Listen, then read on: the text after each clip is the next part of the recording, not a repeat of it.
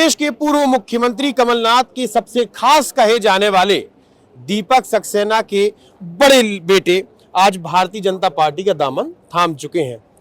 क्या कारण रहे? चूंकि शुरुआत में पिताजी ने ही कहा था कि कमलनाथ जी भारतीय जनता पार्टी में शामिल हो सकते हैं। आज से 20-25 दिन पहले उनका बड़ा लड़का आता है, भारतीय जनता पार्टी में शामिल हो जाता है। कमलनाथ जी तो आए, मैं दीपक सक्सेना छोटा बेटा हूँ। कमलनाथ जी बीच में उनका विचार, वो अपना विचार मंथन कर रहे थे, तब पिताजी ने ज़रूर ये कहा था कि अगर माननीय कमलनाथ जी भाजपा में सम्मिलित होते हैं, जाते हैं, तो वो भी उनके साथ जाएंगे।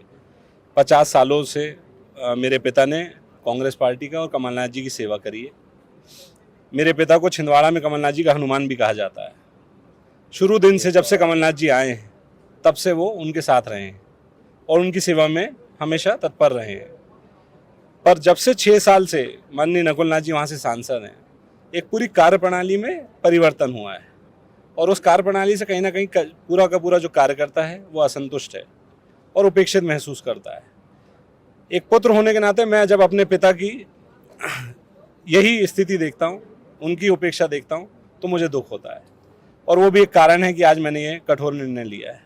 आपके पिताजी ने उनके लिए सीट छोड़ी, लगभग 50 साल का संबंध है, घर जैसा संबंध है, तो उपेक्षाएं कमलनाथ जी की तरफ से नजर आई कि नकुलनाथ जी की तरफ से? देखिए, कमलनाथ जी आज भी हमारे लिए पिता तुल्य हैं और सभी के लिए हैं।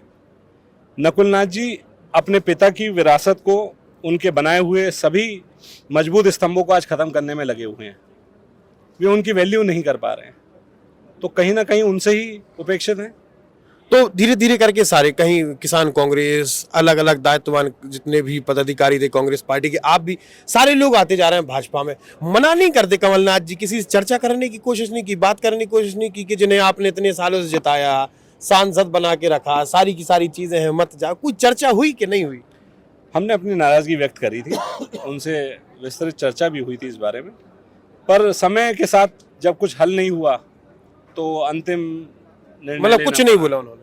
नहीं, उन्होंने पूरी बात सुनी, ऐसा नहीं है। उन्होंने बुलाया, उन्होंने सुना, पूरी हमारी तकलीफ़ों का निराकरण करने का उन्होंने आश्वासन भी दिया, पर समय के साथ जब कुछ होता हुआ नहीं दिखा हुआ तो हमने ये कठोर निर्णय लिया। लेकिन अगर जनता से बात करते हैं, राजनीतिक विशेषज्ञों से बात करते हैं, तो वो ये बोलते हैं कि जो छिंदवाड़ा की जनता, छिंदवाड़ा में कांग्रेस पार्टी कार्यकर्ता भाजपा का दामन थाम रहे हैं, उसमें कहीं ना कहीं कमलनाथ जी की भी मूक सहमति नजर आती है।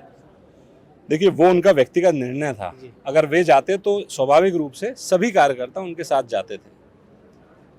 नकुलनाथ जी के लिए वो उनका अपना निर्णय था और अब जो परिस्थितियां हैं वो सबके सामने हैं।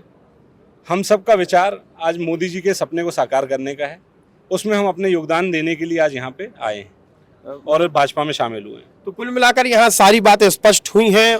यहाँ पर तमाम कार्यकर्ताओं के साथ आज दीपक सक्सेना के छोटे लड़के, चूंकि जनता ने, लोगों ने कहा था कि उनके बड़े लड़के हैं, छोटे लड़के ने भारतीय जनता पार्टी की सदस्यता ली है, जिनका नाम है अजय सक्सेना।